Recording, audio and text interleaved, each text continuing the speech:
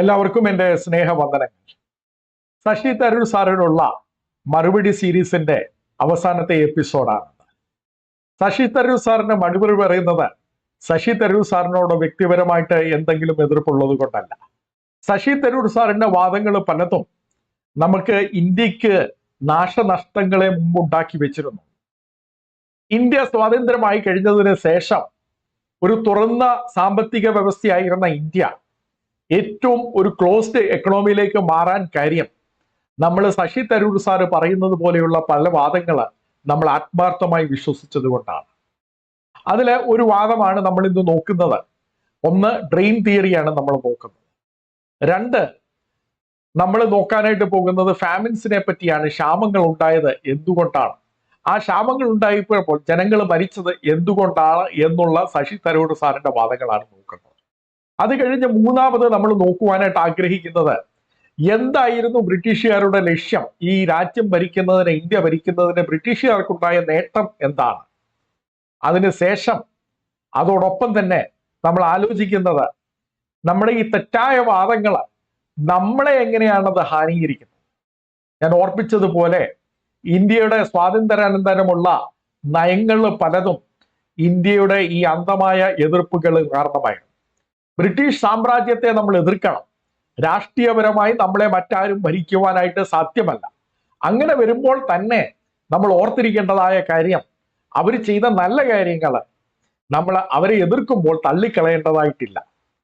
അവർ ചെയ്ത നല്ല കാര്യങ്ങൾ നമ്മൾ തള്ളിക്കളഞ്ഞത് കൊണ്ടാണ് നമ്മളൊരു ക്യാപിറ്റലിസ്റ്റ് വ്യവസ്ഥയിലേക്ക് പോകാതെ ഒരടഞ്ഞ സാമ്പത്തിക വ്യവസ്ഥയായി 1991 വരെ നമ്മൾ നിന്നിരുന്നത്. അത് കഴിഞ്ഞ് നമ്മുടെ സാമ്പത്തിക വ്യവസ്ഥ തുറക്കുവാനായിട്ട് നമ്മൾ നിർബന്ധിതരായി തുറക്കുകയായിരുന്നു. അതുകൊണ്ടാണ് ശശി തരൂർ സാറിന്റെ വാദം ഞാൻ ഒന്നാമത് നോക്കുന്നത്. കാരണം ഈ വാദങ്ങൾ നമുക്ക് ഹാനികരമാണ്.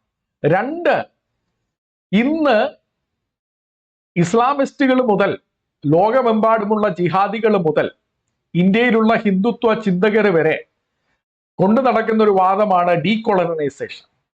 ഇതിൽ സായി ദീപകിനെ അറിയാവുന്നവർക്കറിയാം. ഡീകോളനൈസേഷന്റെ ഒരു പ്രചാരകനാണ് സായി ദീപക്. അദ്ദേഹത്തെ റെഫ്യൂട്ട് ചെയ്യുന്നതിന് മുമ്പ് ശശി തരൂർ സാറിന്റെ വാദങ്ങൾ റെഫ്യൂട്ട് ചെയ്യപ്പെടേണ്ടതായിട്ടുണ്ട്. കാരണം സായി ദീപകിന്റെ വാദങ്ങൾ നിലനിൽക്കുന്നത് ശശി തരൂർ സാറിന്റെ അടിസ്ഥാനത്തിൽ മേലാണ്. അതുകൊണ്ട് തന്നെയാണ് ശശി തരൂർ സാറിനെ റെഫ്യൂട്ട് ചെയ്യുവാൻ വേണ്ടി ആരംഭിച്ചത്. അതൊരു മറ്റൊരു കാരണമാണ്. ഈ രണ്ട് പശ്ചാത്തലം വെച്ചുകൊണ്ട് ശശി തരൂർ സാറിന്റെ വാദങ്ങളിലേക്ക് കടക്കുകയാണ്. അതിൽ ഏറ്റവും നമ്മൾ ആദ്യമേ നോക്കാനായിട്ട് പോകുന്നത് ഫാമിൻസിനെ പറ്റിയാണ്, ക്ഷാമങ്ങളെ പറ്റിയാണ്. ശശി തരൂർ സാറിന്റെ പുസ്തകം an era of darkness, the British empire in India, അദ്ദേഹം എഴുതുന്നത്, as India became increasingly crucial to British prosperity, millions of Indians died completely unnecessary deaths in famines. അദ്ദേഹം തുടർന്ന് എഴുതുകയാണ്, it is striking that the last large-scale famine took place in India was under the British rule. None has taken place since, because Indian democracy has been more responsive to the needs of the drought-affected and poverty-stricken Indians than the British rulers were ever. ഇവിടെ നമുക്ക് ന്യായമായിട്ടൊരു സംശയം ഉണ്ടാകും. വരൾച്ച ഉണ്ടാകുന്നത് അല്ലെങ്കിൽ ക്ഷാമം ഉണ്ടാകുന്നത് പ്രകൃതിയുടെ ഒരു പ്രവൃത്തിയല്ലേ? അവിടെ ആ വരൾച്ചയിൽ എങ്ങനെ പ്രതികരിച്ചു എന്നുള്ളതിനെ കുറിച്ച് മാത്രമല്ലേ നമുക്ക് ബ്രിട്ടീഷുകാരെ ബ്ലെയിം ചെയ്യാനായിട്ട് ഒക്കുവോ? ശശി തരൂർ സാറൊക്കെ ഇത് ആന്റിസിപ്പേറ്റ് ചെയ്തുകൊണ്ട് അദ്ദേഹം അമർത്യ സെന്നിനെ, നോബൽ ലോറേറ്റ് ആയിരിക്കുന്ന അമർത്യ സെന്നിനെ ചൂണ്ടിക്കാട്ടി പറയുകയാണ്, as a scholar and Nobel laureate Amartya Sen has explained, there has never been a famine in democracy with a free press because public accountability ensures effective response. Sen's work, informed by compassion as well as by solid quantitative research, has established now widely accepted doctrine that the famines are always nearly avoidable, that they result not from the lack of food but from lack of access to food, that the distribution is therefore the key, and democracy is the one system that the government that enables food to be distributed widely and fairly. Lack of democracy and public accountability, however, is what characterized British rule in India. അദ്ദേഹം തുടർന്ന് ബ്രിട്ടീഷുകാരുടെ കാലത്തുണ്ടായിരുന്നതായ ഫാമിന്റെ ഒരു നീണ്ട ലിസ്റ്റുകൾ, ക്ഷാമത്തിന്റെ ഒരു നീണ്ട ലിസ്റ്റുകൾ നമുക്ക് തരുന്നുണ്ട്. അതിൽ അദ്ദേഹം ഏറ്റവും പോയിന്റഡ് ആയിട്ട് പറയുന്നത് the most notorious to the lot the Bengal famine 1943-44. അപ്പൊ അദ്ദേഹത്തിന്റെ വാദങ്ങൾ നമ്മൾ നോക്കുകയാണെങ്കിൽ അത് മൂന്നായിട്ട് പ്രിമൈസുകളായിട്ട് നമുക്ക് കണക്കാക്കാവുന്നതാണ്. ഒന്നാമത്, അദ്ദേഹം അമർത്യ സെന്നിന്റെ റിസർച്ച് വർക്കിൽ ആശ്രയിച്ച് പറയുന്നത് പോലെ എല്ലാ വരൾച്ചയും അല്ല, എല്ലാ ക്ഷാമങ്ങളും അഡ്മിനിസ്ട്രേഷന്റെ പ്രോബ്ലമായിട്ട് മാത്രമാണ് ഉണ്ടാകുന്നത്. അത് ഉൽപാദനത്തിന്റെ പ്രോബ്ലം അല്ല, വിതരണത്തിന്റെ പ്രോബ്ലമാണ്. വിതരണത്തിന്റെ പ്രോബ്ലമായിട്ടാണ് ക്ഷാമങ്ങൾ ഉണ്ടാകുന്നത് കൊണ്ട് ബ്രിട്ടീഷുകാരുടെ സമയത്ത് ക്ഷാമങ്ങൾ ഉണ്ടായിട്ടുണ്ടെങ്കിൽ വിതരണം ചെയ്തതിലുള്ള പ്രശ്നമാണത്, അല്ലാതെ ഉൽപാദനത്തിലുള്ള പ്രശ്നമല്ല. അതിനാൽ തന്നെ ബ്രിട്ടീഷ് അഡ്മിനിസ്ട്രേഷൻ അതിന്റെ ഉത്തരവാദിത്തം ഏറ്റെടുക്കണം. ഇതാണ് ശശി തരൂർ സാറിന്റെ വാദങ്ങൾ. ഇവിടെ ഞാൻ പറഞ്ഞതുപോലെ അമർത്യ സെന്നിന്റെ റിസർച്ച് വർക്കാണ് അദ്ദേഹം ചൂണ്ടിക്കാട്ടുന്നത്. അത് ഇന്ന് പൊതുവെ അംഗീകരിക്കപ്പെട്ടതാണ് എന്നാണ് അദ്ദേഹം പറയുന്നത്. അമർത്യ സെന്നിന്റെ റിസർച്ച് വർക്ക് വളരെയേറെ അംഗീകരിക്കപ്പെട്ടതാണ്. പക്ഷേ അദ്ദേഹം പറയുന്നത് പോലെ എല്ലാവരും അംഗീകരിച്ചിട്ടില്ല. അദ്ദേഹത്തിന്റെ ഉൾക്കാഴ്ച ഉൾക്കൊണ്ട് തന്നെ മറ്റു പല കാരണങ്ങളും വരൾച്ചയ്ക്ക് കാരണമായിട്ടുണ്ട്. അതായത് ഭക്ഷ്യസാധനങ്ങളുടെ ഉൽപാദനവും പ്രശ്നമാണ് എന്ന് പറയുന്നുണ്ട്. മാർക്ക് ബി ടോഗർ എന്ന എക്കണോമിസ്റ്റ് അദ്ദേഹത്തിന്റെ entitlement shortage and the 1943 Bengal famine another ലുക്കിനകത്ത് എന്ന ആർട്ടിക്കിൾ പറയുന്നുണ്ട്. അതില് അമേരിക്കൻ അഗ്രോണമിസ്റ്റായ നോർമൻ ബോർലെഗനെയാണ് the father of the green revolution എന്ന് ലോകത്തിൽ മുഴുവനായിട്ട് വിളിക്കുന്നത്. MS സ്വാമിനാഥനെ നമ്മളെ father of the India's green revolution ആണ്. MS സ്വാമിനാഥനും നോർമൻ ബോർലെഗും ഒരുമിച്ച് പ്രവർത്തിച്ചവരാണ്. ആരംഭകാലത്ത് നോർമൻ ബോർലെഗിന്റെ ഗൈഡൻസിലാണ് MS സ്വാമിനാഥൻ സാർ തുടങ്ങുന്നത്. അവർ രണ്ടുപേരും പരസ്പരം ബഹുമാനിക്കുകയും രണ്ടുപേരും പരസ്പരം പുകഴ്ത്തി എഴുതുകയും ചെയ്തിട്ടുള്ള ആൾക്കാരാണ്. ഇവര് നോക്കിയിരുന്നത് ക്ഷാമങ്ങൾ ഉണ്ടാകുന്നത് ഉൽപാദനങ്ങളുടെ പ്രശ്നമായിട്ടാണ്. ഈ ഉൽപാദനങ്ങളുടെ പ്രശ്നമായിട്ടാണ് ക്ഷാമങ്ങൾ ഉണ്ടാകുന്നത് എന്ന് ഇവരെ പോലെയുള്ള ചിന്തകർ ചിന്തിച്ചത് കൊണ്ടാണ് ഉൽപാദനങ്ങളുടെ വർധനവിന് വേണ്ടി അവർ പ്രവർത്തിച്ചതും ഗ്രീൻ റെവല്യൂഷൻ നമുക്കുണ്ടായതും. അമർത്യ സെൻ സാറിന്റെ വ്യൂ ആയിരുന്നു എല്ലാവരും എങ്കിൽ ഉൽപാദനങ്ങളുടെ പ്രൊഡക്ഷന്റെ ഇൻക്രീസിന് വേണ്ടി നമ്മൾ പ്രവർത്തിക്കുകയില്ലായിരുന്നു. ഡിസ്ട്രിബ്യൂഷൻ ലൈൻ തന്നെ നമ്മുടെ പ്രൈമറി ഫോക്കസ്. അങ്ങനെ അല്ല എന്നുള്ളതാണ് മാർക്ക് ബി ടോഗർ കാണിക്കുന്നത്. മാർക്ക് ബി ടോഗർ അവസാനം അമർത്യ സെന്നിന്റെയും ഇവരുടെയും എല്ലാവരുടെയും കൂടെ ഉൾക്കൊണ്ടുകൊള്ളുണ്ട ഒരു പോളിസിയാണ് നമുക്ക് വേണ്ടതെന്ന് പറയുന്നു. അമർത്യ സെന്നിന്റെ വർക്ക് ശശി തരൂർ സാർ പറഞ്ഞ് ധാരാളം ക്വാണ്ടിറ്റേറ്റീവ് ആയിട്ടുള്ള റിസർച്ച് ആണ് അതെന്നുള്ളതാണ്. 4 പ്രധാന കേസ് സ്റ്റഡീസ് ആണ് അദ്ദേഹത്തിന്റെ പ്രധാന ബുക്കിലുള്ളത്. ആ കേസ് സ്റ്റഡീസിൽ ഏറ്റവും പ്രധാനമായിട്ടുള്ളത് ബംഗാൾ ഫാമിൻ ഓഫ് 1943, ബ്രിട്ടീഷുകാർ ഭരിച്ചുകൊണ്ടിരുന്ന സമയത്ത് ബംഗാളിലുണ്ടായത് ക്ഷാമം. 2 സഹേൽ ആഫ്രിക്കയിലുണ്ടായത്, ബംഗ്ലാദേശില്, എത്യോപ്യയില്. ഇത് 1970-കളിൽ നടന്ന 3 ക്ഷാമങ്ങൾ. ഒന്ന് ബംഗ്ലാദേശിൽ, 2 ആഫ്രിക്കയിൽ. ഇതാണ് അമർത്യ സെൻ പഠിച്ചത്. അമർത്യ സെൻ പഠിച്ചിട്ട് പറഞ്ഞ ബംഗാളിലെ ഫാമിനിലും മറ്റ് 3 ഫാമിനുകളിലും യഥാർത്ഥത്തിൽ ഉൽപാദനങ്ങൾക്ക് യാതൊരു കോട്ടവും സംഭവിച്ചിട്ടില്ല. അവിടെ വിതരണങ്ങളുടെ പ്രശ്നമായിരുന്നു. അതുകൊണ്ട് തന്നെ ഗവൺമെന്റ് ആണ് അതിന് ഉത്തരവാദി എന്നുള്ളതാണ് അദ്ദേഹത്തെ പറയുന്നത്. അതിന് അദ്ദേഹം പറയുന്നത് ഫുഡ് എൻടൈറ്റിൽമെന്റ് അപ്രോച്ച് എന്നാണ്, ഡിക്ലൈൻ എന്നാണ്. ഫുഡ് എൻടൈറ്റിൽമെന്റ് ഡിക്ലൈൻ, അതിന് FED എന്ന് അദ്ദേഹം പറയും. മറ്റേതിന് നമ്മൾ മുമ്പ് ചിന്തിച്ചത് MS സ്വാമിനാഥൻ സാറിനെ പോലെയുള്ളവരുടെ ഫുഡ് അവൈലബിലിറ്റി ഡിക്ലൈൻ, FAD എന്നാണ് അദ്ദേഹം വിളിക്കുന്നത്. ഈ പശ്ചാത്തലം വെച്ചുകൊണ്ട് നമുക്ക് ഏറ്റവും കോണ്ടെക്സ്റ്റൽ ആയിട്ടുള്ളത് ബംഗാൾ ഫാമിൻ ആണല്ലോ. അതാണല്ലോ നമ്മുടെ ചർച്ചാ വിഷയം. അത് നമ്മുടെ ഫാമിനുകളിലെ ഏറ്റവും നൊട്ടോറിയസ് ആയിട്ടുള്ള ഒരു ഫാമിനാണ്.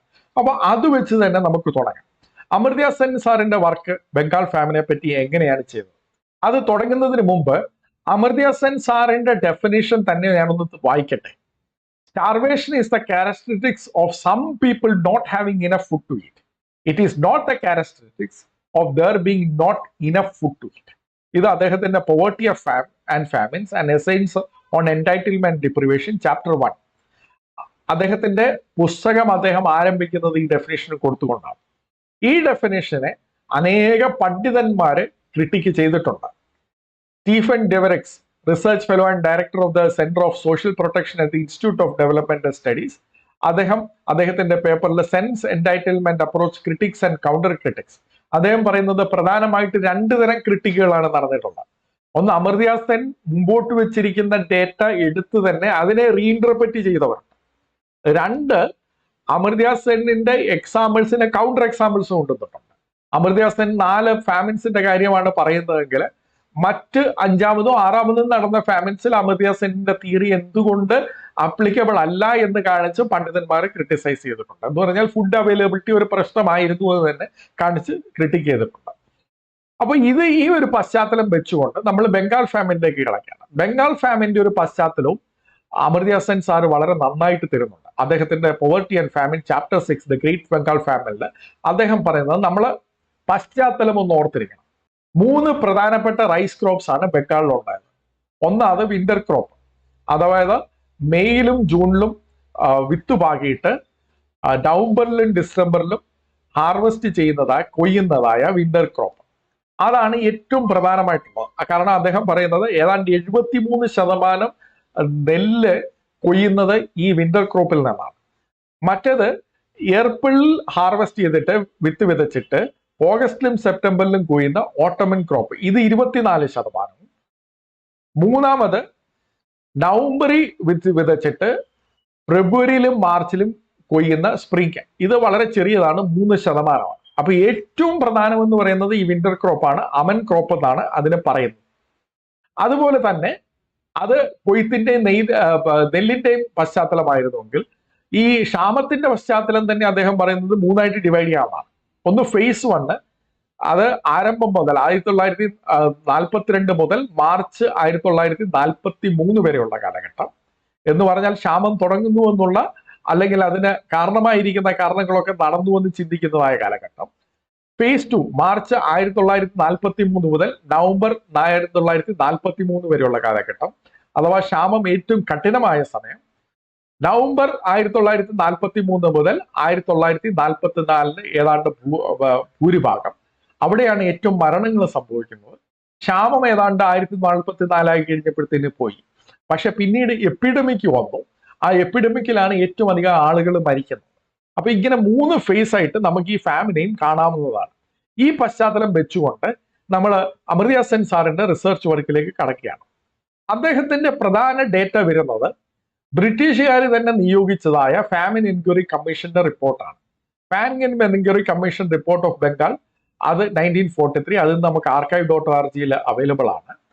ബംഗാൾ ഫാമിനെ പറ്റി ഏറ്റവും നന്നായിട്ട് ഏറ്റവും തെളിവുകൾ ശേഖരിച്ച് ഒരുപക്ഷെ വിവരിച്ചിട്ടുള്ളതായ റിപ്പോർട്ട്, ഇന്നും ഉള്ളതായ റിപ്പോർട്ട് ഈ ഫാമിൻ കമ്മീഷൻ റിപ്പോർട്ടാണ്. ഈ ഫാമിൻ കമ്മീഷൻ റിപ്പോർട്ടിൽ അന്നുണ്ടായിരുന്നതായ നെല്ല് വിതയ്ക്കുന്നതിന്റെയും കൊയ്യുന്നതിന്റെയും ഒരു പ്രൊജക്ഷൻ, ആക്ച്വൽ ഡേറ്റയല്ല, ഹാർവെസ്റ്റ് നടന്നപ്പോൾ കൊയ്ത്ത് നടന്നപ്പം എടുത്ത രേഖകളല്ല, കൊയ്ത്തിന് മുമ്പ് അവരുടെ ഒരു പ്രൊജക്ഷനുണ്ട്. എത്രമാത്രമായിരിക്കും, എത്രമാത്രം സ്ഥലങ്ങൾ വിതച്ചിട്ടുണ്ട്, അതിന്റെ അടിസ്ഥാനത്തിൽ അവർ വയ്ക്കുന്ന ഒരു പ്രൊജക്ഷൻ ഉണ്ട്. ഈ പ്രൊജക്ഷനാണ് അമർത്യ സെൻ സാറിന്റെ റിസർച്ചിന്റെ ആധാരമായിട്ടിരിക്കുന്നത്. നമ്മളത് പ്രത്യേകം ഓർക്കണം. ഈ പ്രൊജക്ഷൻ വെച്ചുകൊണ്ട് അമർത്യ സെൻ സാറ് പറയുന്നത് 1941 കാലഘട്ടത്തിലെ എത്രമാത്രം കൊയ്ത്തുണ്ടായിരുന്നുവോ 1942-ലും 43-ലും 44-ലും ഒക്കെ ഏതാണ്ട് അതേ നിലവാരത്തിൽ തന്നെ ഉണ്ടായിരുന്നു. അതുകൊണ്ട് 1942-ലോ 43-ലോ ഒരു ക്ഷാമം ഉണ്ടായെന്ന് പറയുമ്പോൾ അത് ഭക്ഷ്യ ഉൽപാദനത്തിന്റെ പ്രശ്നമല്ല, ഭക്ഷ്യ വിതരണത്തിന്റെ പ്രശ്നമാണ് എന്നാണ് പറയുന്നത്. എന്തുകൊണ്ടാണ് ആ ഭക്ഷ്യ വിതരണത്തിന് പ്രശ്നമുണ്ടായത്? അവിടെ ഏതാണ്ട് 6-7 കാരണങ്ങൾ അമർത്യ സെൻ സാർ മുന്നോട്ട് വെക്കുന്നുണ്ട്. അതിലൊന്ന് അദ്ദേഹം പറയുന്നത് ബൂം ഫാമിൻ, അഥവാ നമുക്കറിയാം 2ാം ലോകമഹായുദ്ധം അവിടെ ആരംഭിച്ചു. 2ാം ലോകമഹായുദ്ധം നടന്നുകൊണ്ടിരിക്കുന്ന കാലഘട്ടത്തിൽ ബംഗാളിൽ ധാരാളം മിലിറ്ററി എക്യുപ്മെന്റ്സും മിലിറ്ററിയുടെ ഇൻഫ്രാസ്ട്രക്ചറിന് വേണ്ടിയുള്ള ഇൻവെസ്റ്റ്മെന്റ് നടന്നു. അത് കാരണം അവിടെ ഒരു ബൂം ഉണ്ടായി, അവിടെ ഒരു സാമ്പത്തികമായ വലിയൊരു വളർച്ച ഉണ്ടായി, ചിലർക്കൊക്കെ ഭയങ്കരമായിട്ട് കാശുണ്ടായി. അവര് ഈ അരിയൊക്കെ കൂടുതൽ മേടിച്ചു. അതിന്റെ ഫലമായിട്ട് ഒരു ബൂം ഫാമിൻ എന്നാണ് അദ്ദേഹം അതിനെ വിളിക്കുന്നത്. അദ്ദേഹമാണ് ബൂം ഫാമിൻ എന്ന് കോയിൻ ചെയ്തിരിക്കുന്നത്. അത് കഴിഞ്ഞ് ഈ കൊയ്ത്തൊക്കെ വരുമ്പോഴത്തേന് പിന്നെ സ്പെക്കുലേഷൻസും പിന്നെ കൂട്ടിവെക്കുകയാണ്. അഥവാ ഈ നെല്ലൊക്കെ മാർക്കറ്റിലേക്ക് കൊണ്ടുവരാതെ ഇതിന് പിന്നെയും പ്രൈസ് കൂടുമെന്നുള്ള ചിന്തയിൽ ഹോർഡിംഗ് ആണ് നടക്കുന്നത്. അത് അദ്ദേഹം ഒരു രണ്ടാമത്തെ റീസൺ ആയിട്ട് കൊടുക്കുകയാണ്. അത് കഴിഞ്ഞൊരു പാനിക് പർച്ചേസ് ആണ്, അതായത് ആൾക്കാരെ എങ്ങനെയെങ്കിലും മേടിച്ച് കൂട്ടാൻ വേണ്ടി ശ്രമിക്കുകയാണ്. അത് മൂന്നാമത്തെ കാരണമായിട്ടാണ് അദ്ദേഹം പറയുന്നത്. നാലാമത്, അന്ന് യുദ്ധം നടന്നുകൊണ്ടിരിക്കുന്ന കാലഘട്ടം ആയിരിക്കുന്നത് കൊണ്ട് തന്നെ ഈ പ്രൊവിൻസുകൾ തമ്മിൽ നെല്ല് അങ്ങോട്ടും ഇങ്ങോട്ടും കൊടുക്കുന്നതിന് അന്ന് ബാൻ ചെയ്തിരുന്നു. കാരണം ഒരു സ്ഥലത്ത് നിന്ന് മറ്റൊരു സ്ഥലത്തേക്ക് കൊടുക്കുമ്പോൾ ആ സ്ഥലത്തും ഇല്ലാതാകുമല്ലോ എന്നുള്ളതാണ്. ബംഗാൾ ഫാമിലിൽ അത് ശ്രമിച്ചിരുന്നു, വേറെ പ്രൊവിൻസുകളിൽ നിന്ന് കൊണ്ടുവരാൻ ശ്രമിച്ചിരുന്നു. അപ്പോൾ ആ കൊണ്ടുവരുന്ന പ്രൊവിൻസുകളിലെ പ്രൈസ് ഇൻക്രീസ് ചെയ്തുകൊണ്ട് അവരത് സ്റ്റോപ്പ് ചെയ്തു. അപ്പൊ ഈ ബാനും ഒരു പ്രശ്നമായെന്നുള്ളതാണ് അദ്ദേഹം പറയുന്നത്. പിന്നെ അൺഈവൻ എക്സ്പാൻഷൻ ഓഫ് ഇൻകംസ്, അത് അദ്ദേഹം ആദ്യം പറഞ്ഞ പോയിന്റോട് തന്നെ ചിലരൊക്കെ ഭയങ്കരമായിട്ട് സാമ്പത്തികമായിട്ട് വർദ്ധിച്ചു, ചിലരെ ഇപ്പോൾ വർദ്ധിച്ചില്ല. ആ അൺഈവൻ എക്സ്പാൻഷൻ ഓഫ് ഇൻകംസിന്റെ ഒക്കെ ഏത് കൂട്ടർക്കാണെന്നുള്ളതൊക്കെയാണ് അദ്ദേഹം പിന്നീട് കാണിക്കുന്നത്.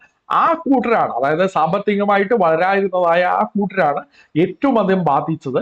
അവർക്കാണ് ഈ ഫാമിൻ ഏറ്റവും അധികം ആളുകളെ, അവരുടെ ആളുകളെയാണ് ഏറ്റവും അധികം കൊന്നത് എന്നൊക്കെയുള്ളതാണ് അദ്ദേഹം 6-7 ഇതായിട്ട് കാണിക്കുന്നത്.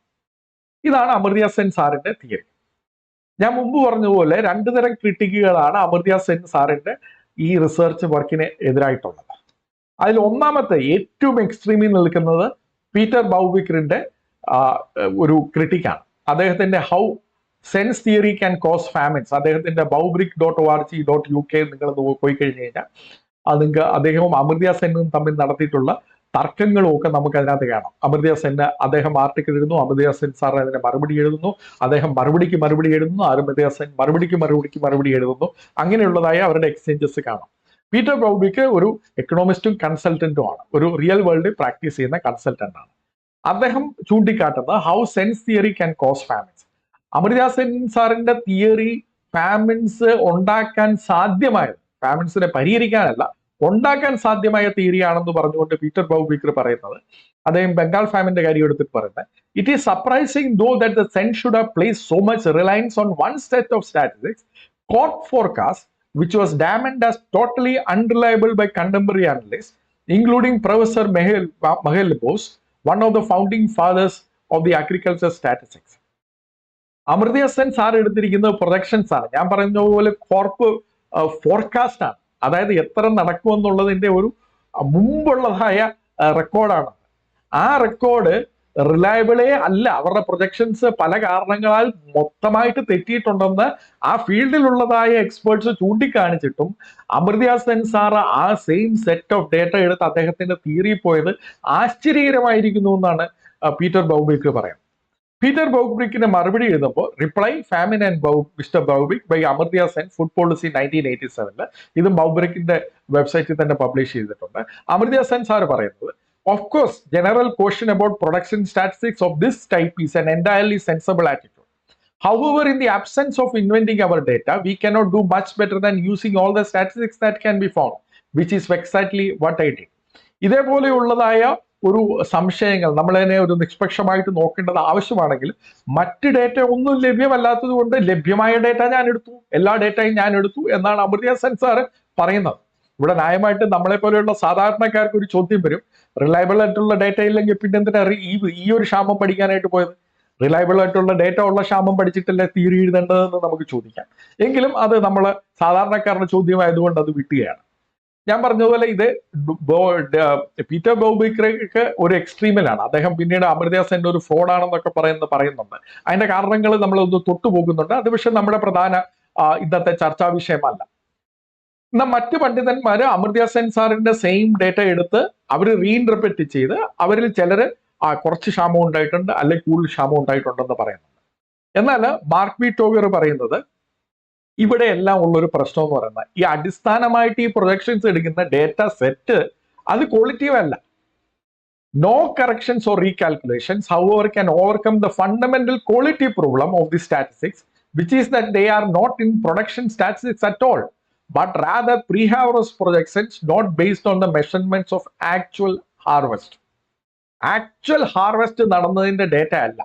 അപ്പോൾ നമുക്ക് ഇവിടെ ഒരു ചോദ്യം വരും, ഈ ആക്ച്വൽ ഹാർവെസ്റ്റ് ഡേറ്റ നമ്മൾ ഇൻസിസ്റ്റ് ചെയ്യുന്നതിന്റെ കാര്യം എന്താണ്? കാരണം ആ 1942-1943 അവിടെ ബംഗാൾ വലിയൊരു സൈക്ലോൺ നടന്ന് അനേക പ്രദേശങ്ങളിൽ ഫ്ലഡ് ഉണ്ടായെന്ന് മാത്രമല്ല അന്നത്തെ അവിടുത്തെ നെൽകൃഷിയെല്ലാം ഒരു പ്രത്യേകതരം രോഗം, ഒരു ഡിസീസ് വന്ന് അതിന്റെ വേരുകൾ തന്നെ ഉണങ്ങിപ്പോയതായ അവസ്ഥയും പറഞ്ഞിട്ടുണ്ട്. അതുകൊണ്ട് നമ്മൾ പ്രൊജക്ഷൻസിൽ മാത്രം ആശ്രയിക്കാനായിട്ട് ഒക്കുകയില്ല. ഹാർവസ്റ്റ് ഡേറ്റ നമുക്ക് ഇമ്പോർട്ടന്റ് ആണ്. എന്നാൽ ഇവിടെ മാർക്ക് ബി ടോഗർ പറയുന്ന entitlement shortage and 1943 Bengal famine another look. നമുക്ക് ഭാഗ്യവശാല് ബംഗാളിൽ അന്ന് 2 റൈസ് റിസർച്ച് സ്റ്റേഷൻസ് ഉണ്ടായിരുന്നു. ഇന്ത്യയിലെ പലയിടത്ത് അന്ന് ബ്രിട്ടീഷുകാരുടെ സമയത്ത് റൈസ് റിസർച്ച് സ്റ്റേഷൻസ് ഉണ്ടായിരുന്നു.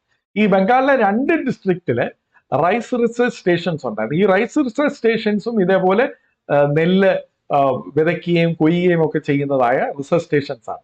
ഈ 2 ഡിസ്ട്രിക്ട്സിലെ ഇവരുടെ റൈസ് റിസർച്ച് സ്റ്റേഷൻസിലെ ഡേറ്റ, ആക്ച്വൽ ഹാർവെസ്റ്റ് ഡേറ്റ നമുക്ക് കിട്ടിയിട്ടുണ്ട്.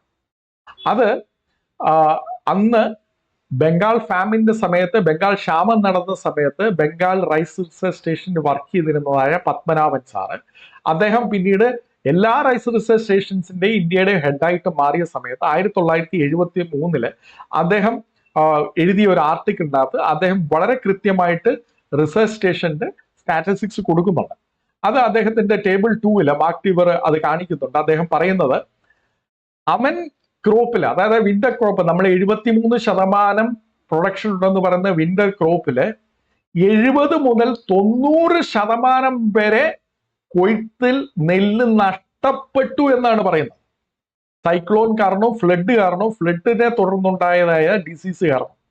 ഇവിടെയാണ് റിയൽ ഡേറ്റയുടെ പ്രത്യേകത വരുന്നത്. പ്രൊജക്ഷൻസ് മാത്രം കാര്യമില്ലല്ലോ. അത് കഴിഞ്ഞ് സൈക്ലോണും ഫ്ലഡും പിന്നീട് പ്ലാന്റ് ഡിസീസും വന്നിട്ടുണ്ടെങ്കിൽ ആക്ച്വൽ ഡേറ്റ കിട്ടിയാലേ നമുക്ക് എന്തെങ്കിലും പറയാനായിട്ട് ഒക്കുള്ളൂ. ആക്ച്വൽ ഡേറ്റ കിട്ടിയ 2 ഡിസ്ട്രിക്റ്റില് നമ്മൾ കാണുന്നത് 70% മുതൽ 90% വരെ അവിടുത്തെ നെൽകൃഷിക്ക് ലഭ്യത കുറഞ്ഞു എന്നുള്ളതാണ്. എന്ന് പറഞ്ഞാൽ ഫുഡ് അവൈലബിലിറ്റി ഡിക്ലൈൻ ആണ്, FAD ആണ്, അല്ലാതെ അമർത്യ സെൻ സാറിന്റെ FED അല്ല പ്രശ്നം. ഇവിടെ മാർക്ക് ഡി ടേഗർ കാണിക്കുന്ന മറ്റൊരു കാര്യമുണ്ട്. സൈക്ലോൺ, ഫ്ലഡ്, പ്ലാന്റ് ഡിസീസ് എന്ന് പറഞ്ഞ് നമ്മളിങ്ങനെ പോയാൽ മാത്രം പോരാ, ഒന്ന് മറ്റൊന്നിലേക്ക് നയിക്കുകയായിരുന്നു എന്നുള്ളതും അദ്ദേഹം പറയുന്നത് പത്മനാഭൻ സാറിന്റെ റിസർച്ചിൽ നിന്ന് വളരെ തെളിവുള്ള, കൃത്യമായിട്ട് തെളിയിക്കപ്പെട്ട കാര്യമാണ് എന്ന് മാർക്ക് ബി ടോഗർ പറയുന്നുണ്ട്. ഇതിനെ അമർത്യ സെൻ സാർ എങ്ങനെയാണ് റെസ്പോണ്ട് ചെയ്തത്? The truth about the Bengal famine, Mark B Tauger, a reply by Amartya Sen, March 24, 2011 ഇഷ്യൂല് ദ ന്യൂയോർക്ക് റിവ്യൂല് അമർത്യ സെൻ സാർ പറയുന്ന പല കാരണങ്ങളിൽ അദ്ദേഹം മറുപടി പറയുന്നതിൽ ഒന്ന് അദ്ദേഹം പറയുന്നത്, Togar seems to think that he can get an adequate picture of the total food supply in Bengal from the data from just two rice research stations in 2 districts in undivided Bengal, which had 27 districts, by quoting the generalization made by an author of an article that presented those very data and supplemented by musings of some unnamed plant biologists. To construct a comprehensive picture of the total supply in Bengal, we do, however, need actual food data from all the districts of Bengal. Amartya Sen sir പറയുന്നത് ഇത് 2 rice research സ്റ്റേഷൻസിൽ 2 ഡിസ്ട്രിക്റ്റിലുള്ള കാര്യങ്ങൾ എടുത്തുകൊണ്ട് ബംഗാളിൽ മുഴുവൻ ഇങ്ങനെ ആയിരുന്നു എന്ന് എങ്ങനെയാണ് പറയുന്നത്? അതുകൊണ്ട് നമുക്ക് ആക്ച്വൽ ഡേറ്റ ഇല്ലാതെ അദ്ദേഹത്തിന്റെ പ്രൊജക്ഷനെ കോൺട്രഡിക്ട് ചെയ്യാനായിട്ട് ഒക്കുകയില്ല. ആക്ച്വൽ ഡേറ്റ എല്ലാ 27 ഡിസ്ട്രിക്റ്റിൽ നിന്നും അന്നുണ്ടായിരുന്നതായ, അഥവാ ഇന്ന് ബംഗ്ലാദേശായിട്ടൊക്കെ അത് ഡിവൈഡ് ചെയ്യുന്നതിന് മുമ്പ് അന്നുണ്ടായിരുന്നതായ 27 ഡിസ്ട്രിക്ട്സിൽ നിന്നും നമുക്ക് കിട്ടിയാൽ മാത്രമേ അദ്ദേഹത്തെ പറയാൻ ഒക്കുള്ളൂ. അല്ലാതെ 2 ഡിസ്ട്രിക്ട്സിലെ 2 റൈസ് റിസർച്ച് സ്റ്റേഷൻസിന്റെ ഡേറ്റ എടുത്തുകൊണ്ട് വന്ന് എന്നെ റെഫ്യൂട്ട് ചെയ്യാൻ ശ്രമിക്കേണ്ട എന്നാണ് അമർത്യ സെൻ സാർ പറയുന്നത്. അമർത്യ സെൻ സാറിന്റെ ഈ വാദം വളരെ ബാലിഷമാണ്. കാരണം സൈക്ലോണും ഫ്ലഡും പ്ലാന്റ് ഡിസീസും മറ്റുള്ള ഡിസ്ട്രിക്ട്സിൽ റിപ്പോർട്ട് ചെയ്തോ എന്ന് അദ്ദേഹം ചോദിച്ചായിരുന്നെങ്കിൽ അതിന് പ്രസക്തി ഉണ്ടായിരുന്നു. റിപ്പോർട്ട് ചെയ്തു എന്നുള്ളത് അദ്ദേഹത്തിന് അറിയാവുന്നതാണ്. കാരണം എങ്ങനെയാണ്? അദ്ദേഹത്തിന്റെ same source, the famine enquiry commission of ബംഗാളില് അവർ വളരെ കൃത്യമായിട്ട് ഈ റൈസ് റിസർച്ച് സ്റ്റേഷന്റെ ഡേറ്റ വെച്ചല്ല, അല്ലാതെ തന്നെ അവർ പറയുന്നുണ്ട് ഈ കാര്യങ്ങൾ എല്ലാ ഡിസ്ട്രിക്ട്സിലും, സുപ്രധാനമായ എല്ലാ ഡിസ്ട്രിക്ട്സിലും സംഭവിച്ചു എന്നുള്ളതാണ്. ഫാമിൻ എൻക്വയറി കമ്മീഷൻ റിപ്പോർട്ടിൽ അവർ പറയുന്നത്, in areas more distance from the sea there was little or no loss of life, but crops and property were damaged and communication interrupted. It is estimated that the total area was affected 3,200 square miles, of which 450 square miles were swept by the tidal waves and 400 square miles affected by floods.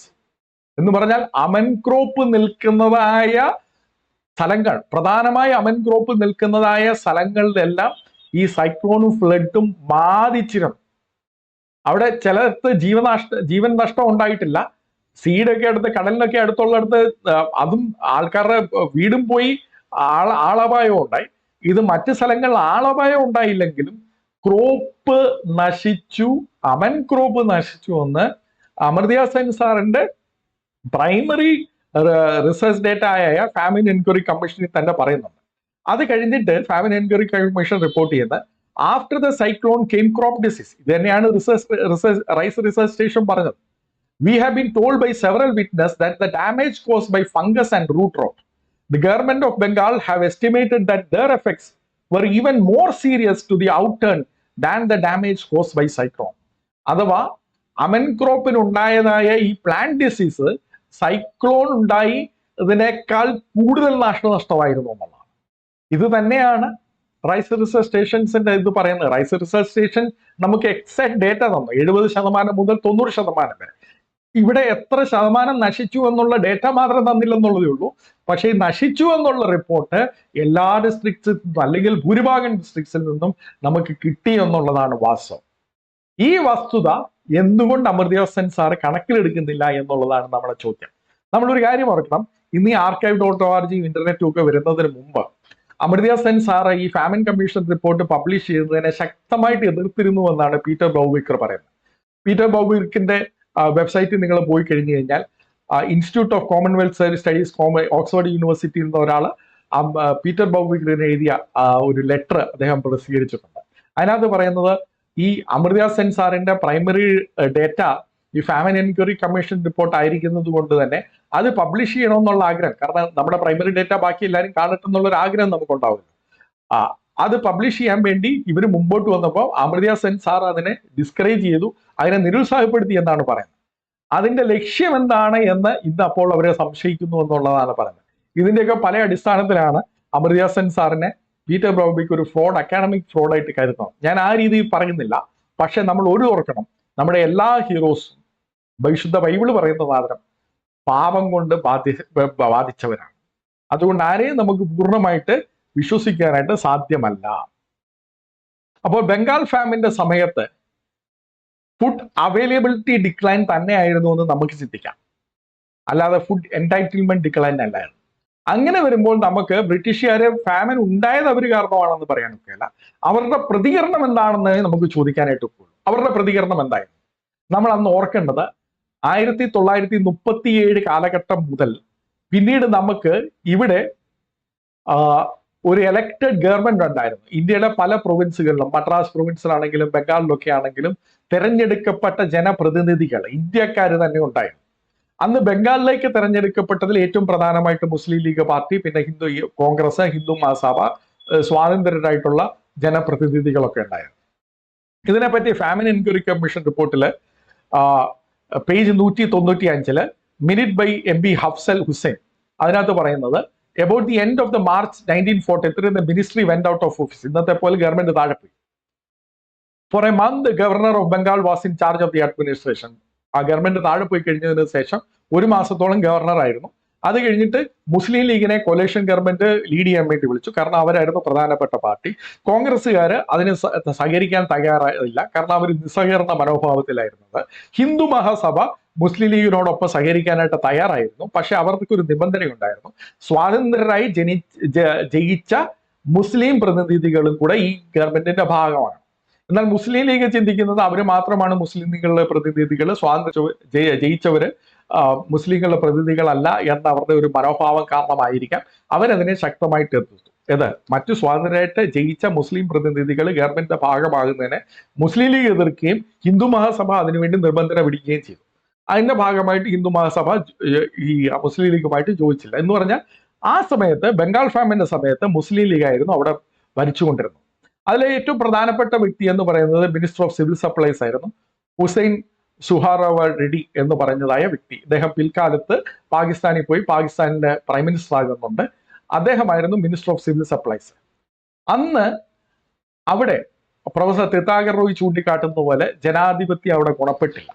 ആ രീതിയിലുണ്ടായിരുന്ന ജനാധിപത്യം അതിന് ഗുണപ്പെട്ടില്ല. കാരണം ഈ minister of civil supplies അന്ന് പറഞ്ഞത് ഇവിടെ food shortage ഒന്നുമില്ല എന്ന് പറഞ്ഞാൽ അമർത്യ സെൻ സാർ പറയുന്നത് പോലെ ഫുഡ് അവൈലബിലിറ്റി അല്ല ഇവിടെ പ്രശ്നം, ഇവരിത് ഹോൾഡ് ചെയ്യുന്നതാണ് പ്രശ്നം എന്ന് പറഞ്ഞ് അദ്ദേഹം ഒരു വലിയ ക്യാമ്പയിൻ നടക്കുകയാണ്. അദ്ദേഹം ആ ക്യാമ്പയിൻ ചെയ്തുകൊണ്ടിരിക്കുന്ന സമയത്ത് അദ്ദേഹത്തിന്റെ തന്നെയുള്ള ആളുകൾ അദ്ദേഹത്തെ എതിർക്കുന്നുണ്ട്. എന്നാൽ ഇവർ തമ്മിലുള്ളതായ പ്രശ്നം പ്രൊഫസർ തിത്താഗർ റോയ് പറയുന്ന പോലെ this quarrelsome bunch of relief givers weakened and delayed response. ഇവർ തമ്മിലുള്ളതായ തർക്കം കാരണം ഈ റെസ്പോൺസ് കൊടുക്കുന്നതിൽ ഡിലേ ഉണ്ടാകുകയാണ്, താമസം വരികയാണ് ചെയ്തത്. അപ്പൊ അതൊരു പ്രധാന പ്രശ്നമായിരുന്നു. ജനാധിപത്യ വ്യവസ്ഥയിലൂടെ തെരഞ്ഞെടുക്കപ്പെട്ട ജനപ്രതിനിധികൾ അങ്ങോട്ടും ഇങ്ങോട്ടും തർക്കിക്കുകയായിരുന്നു. അവർ തർക്കിച്ചതിന് പല കാരണങ്ങൾ കാണാം. ഒരു പക്ഷേ അതിനൊരു കമ്മ്യൂണൽ ആംഗിളും ഉണ്ടായിരുന്നതാണ്. കാരണം അവിടുത്തെ പ്രധാനപ്പെട്ടതായ ഈ നെല്ലിന്റെ ഒക്കെ ഡിസ്ട്രിബ്യൂട്ടേഴ്സ് എന്ന് പറയുന്നത് ഹിന്ദുസാണ്. ഇദ്ദേഹം മുസ്ലിം ലീഗിന്റെ ആളുമാണ്.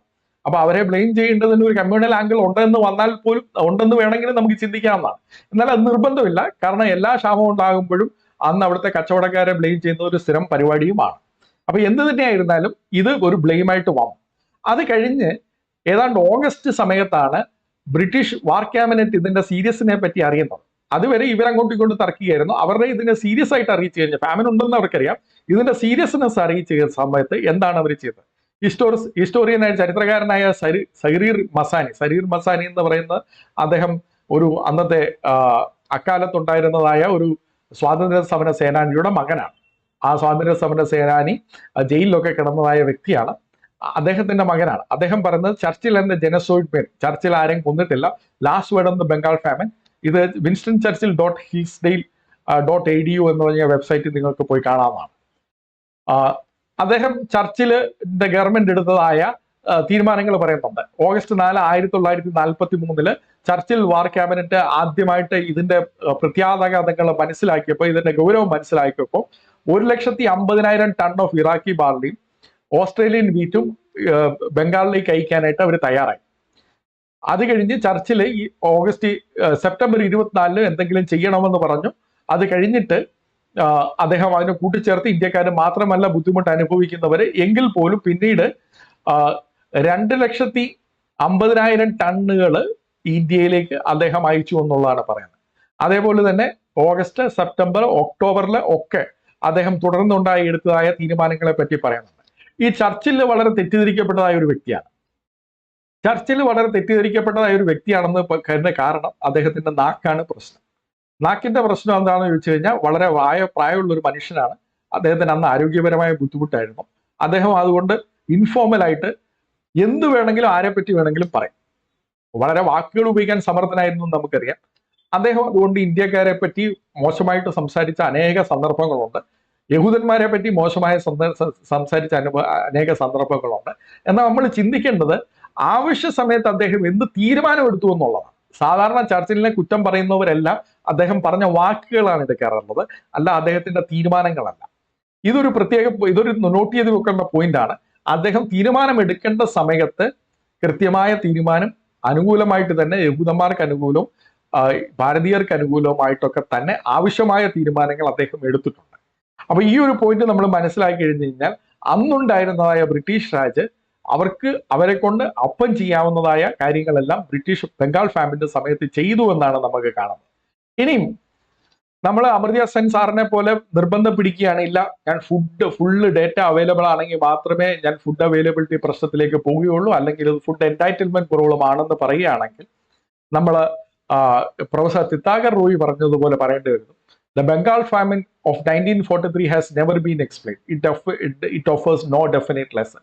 നമുക്ക് ബംഗാൾ ഫാമിനെ പറ്റി ഒന്നും തന്നെ പഠിക്കാനായിട്ട് കഴിയത്തില്ല എന്ന് നമ്മൾ പറയേണ്ടി വരും. കാരണം അമർത്യ സെൻ സാർ തരുന്ന ഡേറ്റ ടോട്ടലി അൺറിലയബിൾ ആണ്. എല്ലാ ഡിസ്ട്രിക്ട്സിനുമായിട്ടുള്ള റിയൽ ഡേറ്റ നമുക്ക് ലഭ്യവുമല്ല. പിന്നെ നമ്മൾ എന്ത് പഠിക്കാനാണ് എന്നുള്ള രീതിയിൽ നമ്മൾ കൺക്ലൂഡ് ചെയ്യേണ്ടി വരും. അല്ല, എല്ലായിടത്തും അമൻ ക്രോപ്പ് ഉണ്ടായിരുന്ന എല്ലായിടത്തും പ്രധാനമായുള്ള എല്ലാ സ്ഥലങ്ങളിലും സൈക്ലോണും ഫ്ലഡും പ്ലാന്റ് ഡിസീസും റിപ്പോർട്ട് ചെയ്തതുകൊണ്ട് ആ 2 റൈസ് റിസർച്ച് സ്റ്റേഷൻസിൽ എന്തെല്ലാം സംഭവിച്ചോ അതെല്ലാം ഇവിടെയും സംഭവിച്ചു എന്നുള്ളത് നമുക്ക് യുക്തിപരമായി അനുമാനിക്കാമെങ്കിൽ ഫുഡ് അവൈലബിലിറ്റി പ്രോബ്ലമാണ് അമർത്യ സെൻ സാറിന്റെ തിയറി. അറ്റ്ലീസ്റ്റ് 1 കേസ് സ്റ്റഡി അവിടെ റെഫ്യൂട്ട് ആകപ്പെടുകയാണ്. എന്നാൽ ബംഗാൾ ഫാമിൻ മാറ്റി അതിന് മുമ്പുള്ള ഫാമിനുകളെ പറ്റി നമ്മൾ നോക്കുന്നു. ശശി തരൂർ സാറ് പറയുന്നത് സ്വാതന്ത്ര്യാനന്തര ഇന്ത്യയെ പറ്റിയാണ്. പ്രൊഫസർ തിത്താഗർ റോയിയെ പോലെയുള്ളവർ കാണുന്നത് ഈ ബംഗാൾ ഫാമിൻ ഒഴിച്ചു വെച്ച് കഴിഞ്ഞാൽ പ്രധാനപ്പെട്ട എല്ലാ ഫാമിൻസും ബ്രിട്ടീഷുകാരുടെ സമയത്ത് തന്നെ അവർ പരിഹരിച്ചിരുന്നു എന്നുള്ളതാണ്. അപ്പൊ പിന്നീടുണ്ടായ ഫാമിൻസ് ഉണ്ടായിട്ടില്ലെന്ന് പറയുന്നതിനകത്ത് വലിയ കാര്യമില്ല. അതിന് മുമ്പ് ഉണ്ടായിരുന്ന ഫാമിൻസിനെ പറ്റി നമുക്ക് റെക്കോർഡുണ്ട്. നിർഭാഗ്യവശാൽ നമുക്കൊരു സ്റ്റാറ്റിസ്റ്റിക്സ് ഇല്ല.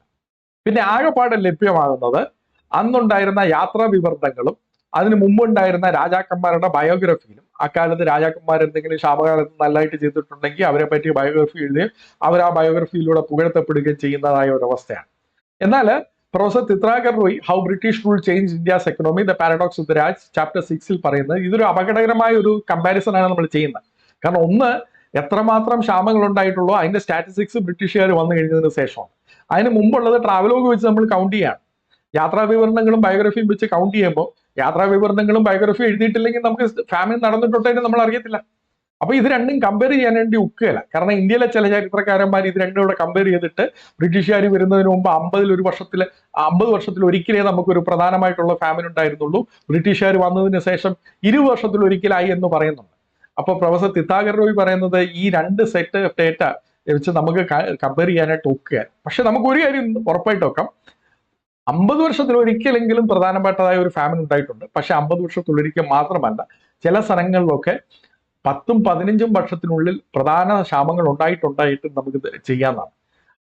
How the British rule change the India's economy the paradox of Raj introduction page 3 professor Tirthankar Roy പറയുന്നത്, economic historians have the habit of looking long and hard at numbers. In the late 1970s, an American scholar, Michelle McBain, did that with the Deccan famines. This region, one of the driest agricultural zones in the world, have been never free of acute scarcities for more than 10 to 15 years at a stretch in the recorded history of famines in India. But famines disappeared hereafter in 1899, McLepin observed.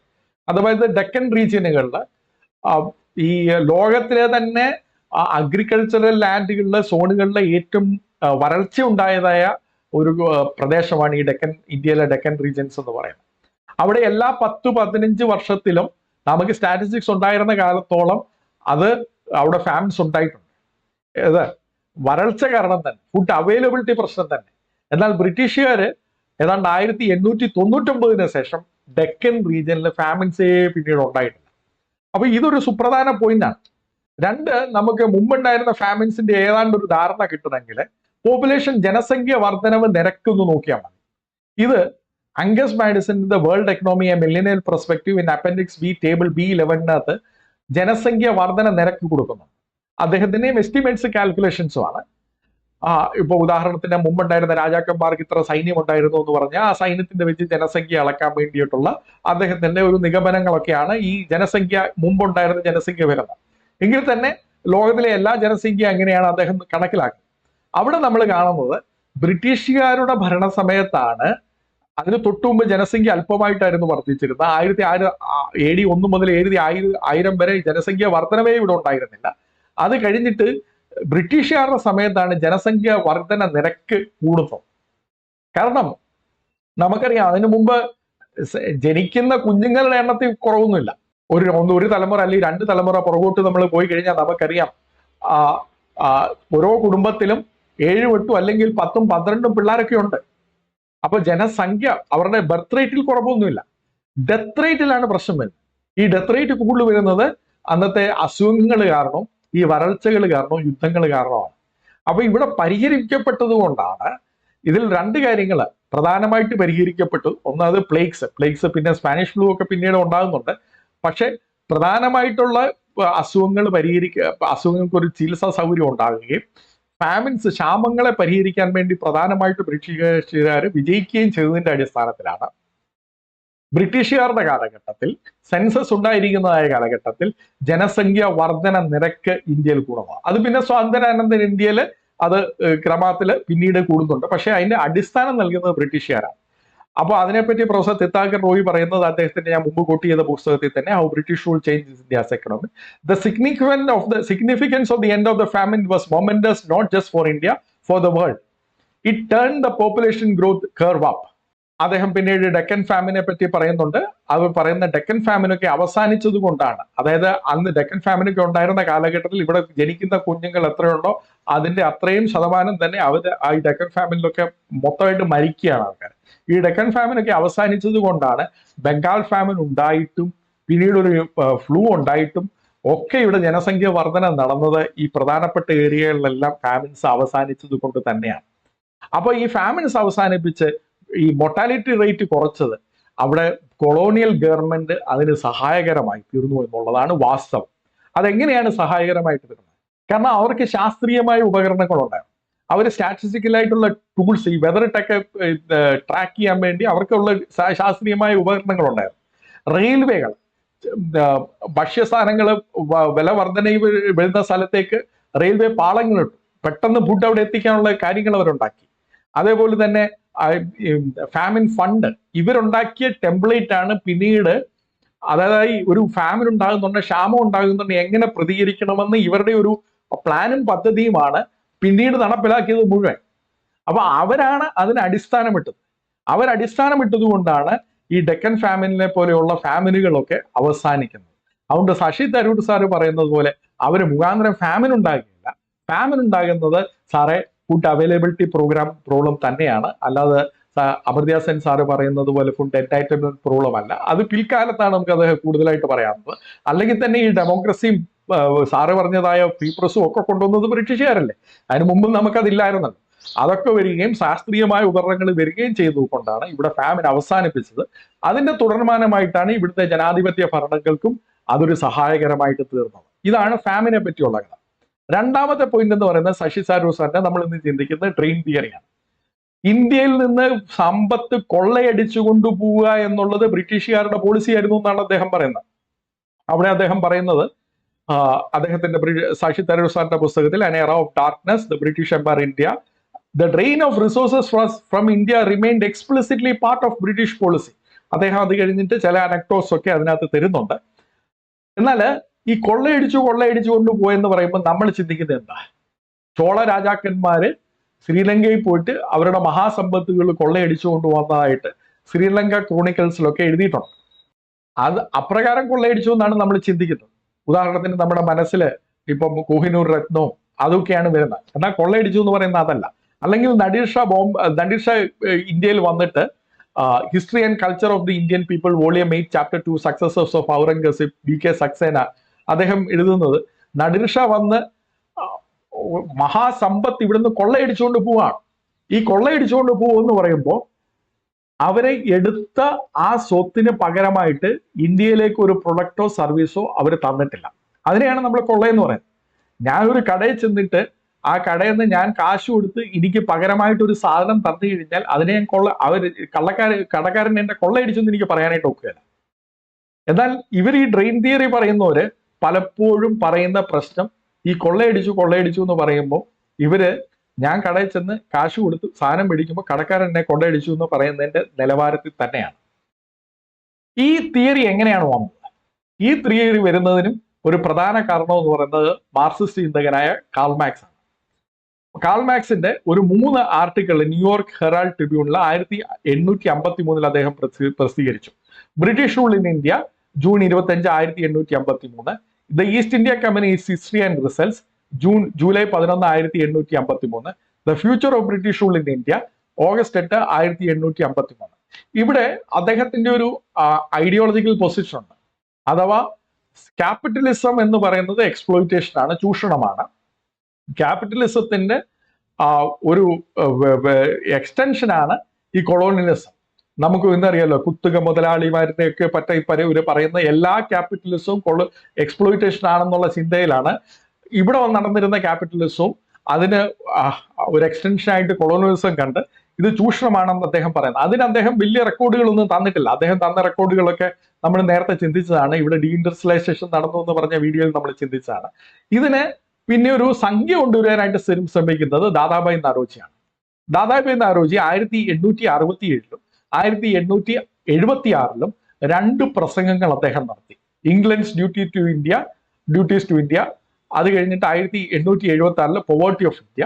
ഈ 2 പ്രസംഗങ്ങളുടെ 1901 poverty and un-British rule in India എന്ന അദ്ദേഹത്തിന്റെ പുസ്തകത്തിൽ അദ്ദേഹം പ്രസിദ്ധീകരിച്ചു. ബ്രിട്ടീഷുകാരെ പറ്റി അദ്ദേഹത്തിന് നല്ല അഭിപ്രായമാണ്. എന്നാൽ ബ്രിട്ടീഷുകാരുടെ ഇന്ത്യയിലെ റൂൾ അൺബ്രിട്ടീഷ് ആയിരുന്നു എന്നാണ് അദ്ദേഹം വാദിക്കുന്നത്. അപ്പൊ അദ്ദേഹത്തിന്റെ വാക്കുകളിൽ തന്നെ നമുക്ക് കേൾക്കാം. അദ്ദേഹം ഈ ഡ്രെയിനെ പറ്റി പറയുന്നത്, The drain consists of 2 elements. First, that arising from the remittance by Euro officials of their savings and for their expenditure in England for their various wants both there and in India. അഥവാ ഇന്ത്യയിൽ ഉണ്ടായിരുന്നതായ British ഒഫീഷ്യൽസിന്റെ salary, അവർ ആ salary എടുത്തിട്ട് അവരുടെ മാതൃരാജ്യത്തേക്ക് അയക്കുന്നതിനെയാണ് ഇദ്ദേഹം ഒരു ഭാഗത്തിന്റെ ഒന്നായിട്ട് ഈ ഡ്രെയിൻ എന്ന് പറയുന്നത്. മറ്റേത് ബ്രിട്ടീഷ് ഉദ്യോഗസ്ഥർ, അവർ ഗവൺമെന്റ് ഓഫീസേഴ്സ് അല്ല, അവർ ഈ ടാറ്റ പോലെയുള്ള കമ്പനികൾ മറ്റ് കമ്പനികളിലൊക്കെ ജോലിക്ക് വേണ്ടി വന്നതാണ്. കാരണം അന്ന് നമുക്ക് അതിന് പറ്റിയതായ എഞ്ചിനീയേഴ്സ് ഇല്ല. ഈ മെഷീൻസ് ഒക്കെ വർക്ക് ചെയ്യാൻ വേണ്ടി, അതിപ്പോ ടെക്സ്റ്റൈൽ ഇൻഡസ്ട്രിയിലും ഈ മെഷീനൊക്കെ വർക്ക് ചെയ്യാൻ വേണ്ടിയുള്ള എഞ്ചിനീയേഴ്സ് നമുക്കില്ല. അതിനപ്പം നമ്മൾ നല്ല കാശ് കൊടുത്ത് തന്നെ, ശമ്പളം കൊടുത്ത് തന്നെ ഇവിടുത്തെ ഇന്ത്യയിലെ മുതലാളിമാര് അവരെ കൊണ്ടുവന്നാണ് ഇവിടെ പല ഇൻഡസ്ട്രികളും സ്ഥാപിച്ചത്. അപ്പൊ അവർക്ക് കൊടുത്ത ശമ്പളവും ഇദ്ദേഹം ഡ്രെയിനിന്റെ കൂട്ടത്തിൽ പെടുത്തിയിട്ടുണ്ടെന്നുള്ളതാണ് പേജ് 39 ചാപ്റ്റർ 1 പോവർട്ടി ഓഫ് ഇന്ത്യയിൽ നമുക്ക് വ്യക്തമായിട്ട് കാണാൻ കഴിയുന്നു. അതുകൊണ്ട് തന്നെ ഇദ്ദേഹത്തിന്റെ ഡ്രെയിൻ തിയറി, ദാദാഭായ് നാരോജിയുടെ ഡ്രെയിൻ തിയറിക്ക് അന്ന് റെഫ്യൂട്ട് ചെയ്ത സർ തിയോഡർ വിൽസൺ അദ്ദേഹത്തിന്റെ റെഫ്യൂട്ടേഷനിൽ the economic transition in India chapter 8 the drain page 190 മുതൽ 194 പറയുന്നത്, അദ്ദേഹം പറയുന്ന ഡ്രെയിൻ എന്നുള്ള വാക്ക് ആ വാക്കിന് കൊടുത്തിരിക്കുന്ന അർത്ഥത്തിലാണെങ്കിൽ കാശെടുക്കുകയും അതിന് പകരം നമുക്ക് ഒരു സർവീസോ മെറ്റീരിയലോ ലഭിക്കാതിരിക്കുകയും വേണം. അങ്ങനെ ലഭിക്കാതിരുന്നാൽ മാത്രമേ ഡ്രെയിൻ എന്നുള്ള വാക്കിന് അർത്ഥമുള്ളൂ. അല്ലാതെ എല്ലാ ട്രാൻസാക്ഷനും ഡ്രെയിൻ എന്ന് വിളിക്കാൻ നോക്കി കഴിഞ്ഞാൽ ഡ്രെയിൻ എന്നുള്ള വാക്കിന് അർത്ഥമില്ല എന്ന് പറഞ്ഞാണ് അദ്ദേഹം തുടങ്ങുന്നത്. അങ്ങനെ നമ്മൾ ഡ്രെയിൻ നോക്കി കഴിയുന്നുണ്ടെങ്കിൽ എത്രമാത്രം നമ്മളെ കൊള്ളയടിച്ചു നോക്കുമ്പോൾ അത് പുറത്തു പറയാൻ വലിയ സംഖ്യയൊന്നും അല്ല, പുറത്ത് പറയാൻ തക്കതായിട്ടുള്ള സംഖ്യയൊന്നും അല്ല. അത് കാരണം നമ്മൾ ദാരിദ്ര്യത്തിലുമാകത്തില്ല, അത് നമ്മൾ തുടർന്ന് കാണുന്നതാണ്. എന്നാൽ ഇവിടെ നമ്മൾ ചിന്തിക്കേണ്ടത്, ഇദ്ദേഹം ഇവിടെ ദാദാഭായ് നാരോജിയെ പോലുള്ളവർ പറയുന്നുണ്ട് റെയിൽവേ ഇൻട്രസ്റ്റ് റേറ്റ്, ബ്രിട്ടീഷുകാരുടെ ജോലി, മറ്റുള്ളവരുടെ സാമ്പത്തിക വ്യവസ്ഥ, ഇതൊക്കെയാണ് പറയുന്നത്. ഇത് അദ്ദേഹം ദാദാഭായ് നാരോജിയുടെ പുസ്തകത്തിൽ page 54 poverty and un-British rule in India chapter 1 അദ്ദേഹം പറയുന്നുണ്ട്, ഈ കൺസ്ട്രക്ഷൻ ഓഫ് റെയിൽവേ റോഡ്സ് അതിന് കിട്ടിയ എല്ലാ ഇൻട്രസ്റ്റും, നമ്മൾ ലോൺ എടുത്താണ് ഇവിടെ റെയിൽവേ റോഡ്സ് ഉണ്ടാക്കിയത്, ട്രാക്സ് ഉണ്ടാക്കി, ആ ട്രാക്സിന്റെ ലോണിന്റെ ഇൻട്രസ്റ്റ് മുഴുവൻ ബ്രിട്ടീഷുകാർക്കാണ് പോകുന്നത്. കാരണം അവരുടെ നിന്നാണല്ലോ നമ്മൾ കടമെടുത്തത്. അപ്പൊ ആ ഇൻട്രസ്റ്റ് നമ്മൾ ഡ്രെയിൻ ആണെന്നാണ് ഇദ്ദേഹം വാദിക്കുന്നത്. ഇത് തന്നെ ശശി തരൂർ സാറ് ഏറ്റുപറയുന്നുണ്ട് അദ്ദേഹത്തിന്റെ പുസ്തകത്തിൽ പേജ് 255 അദ്ദേഹം പറയുന്നത്, in its very conception and construction the Indian railways was a big colonial scam. ഇതൊരു സ്കാം ആയിരുന്നു. കാരണം ആർക്കും കൊടുക്കാത്തതായ ഇൻട്രസ്റ്റ് റേറ്റ് ആണ് നമ്മൾ അവർക്ക് കൊടുത്തിരുന്നത്.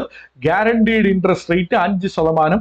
അത്രയൊന്നും ആർക്കും ഈ ഒരു സേഫ് ആയിട്ടുള്ള റിട്ടേൺ കൊടുക്കുന്നില്ലെന്നുള്ളതാണ് അദ്ദേഹത്തിന്റെ വാദം. സത്യത്തില് ഈ വാദം അന്ന് തന്നെ ഖണ്ഡിക്കപ്പെട്ടതാണ്. കാരണം ബ്രിട്ടീഷ് ഗവൺമെന്റ് ഗ്യാരണ്ടി നിൽക്കുന്നത് കൊണ്ടാണ് നമുക്ക് ന്യായമായ രീതിയിൽ ഇവിടെ ലോൺ കിട്ടുന്നത്. നമുക്കറിയാമല്ലോ, ക്രെഡിറ്റ് റേറ്റിംഗിന്റെ അടിസ്ഥാനത്തിലാണ് ഓരോരുത്തർക്കും ലോൺ കൊടുക്കുന്നത്. ഇപ്പോൾ ഒരു അണ്ടർ ഡെവലപ്ഡ് കൺട്രി ആണെങ്കിൽ, ഒരു വികസിത രാജ്യം അല്ലെങ്കിൽ അവരുടെ ക്രെഡിറ്റ് റേറ്റിംഗ് താഴെയായിരിക്കും. അവർക്ക് ഡെപ്റ്റ് ഉണ്ടെങ്കിൽ ക്രെഡിറ്റ് റേറ്റിംഗ് താഴെയായിരിക്കും. അപ്പൊ അവർക്ക് ലോൺ കിട്ടണമെങ്കിൽ ഹയർ ഇത് കൊടുത്താലേ ഒക്കുള്ളൂ. എന്നാൽ ബ്രിട്ടീഷ് ഗവൺമെന്റ് നമുക്ക് ഗ്യാരണ്ടി നിൽക്കുന്നത് കൊണ്ട് നമുക്ക് യഥാർത്ഥത്തിൽ ലോൺ ബാക്കിയുള്ളവരെക്കാട്ടി കുറവായിരുന്നു. റിയലൈസ്ഡ് റേറ്റ് ഓഫ് റിട്ടേൺ നമുക്ക് കുറവായിരുന്നു. ഇത് മഹാദേവ ഗോവിന്ദനാണ്. അദ്ദേഹം ഇന്ത്യൻ നാഷണൽ കോൺഗ്രസിന്റെ ഒരു കോ ഫൗണ്ടറും ഇന്ത്യയുടെ ഫാദർ ഓഫ് എക്കണോമിക്സും ആണെന്ന് ഞാൻ ഒന്നാമത്തെ എപ്പിസോഡിൽ പറഞ്ഞിരുന്നു. അദ്ദേഹം പറയുന്ന അദ്ദേഹത്തിന്റെ ഒരു പ്രസംഗത്തിൽ, അദ്ദേഹം വ്യവസായികളോടുള്ള പ്രസംഗത്തിലാണ് അദ്ദേഹം പറയുന്നത്, ചാപ്റ്റർ 8 ഇൻഡസ്ട്രിയൽ കോൺഫറൻസിൽ അദ്ദേഹം പറയുന്നത് ഇതൊരു ന്യായമായിട്ടുള്ളതോ ഒരു ആണത്തമുള്ളതായ ഒരു പൊസിഷൻ അല്ല.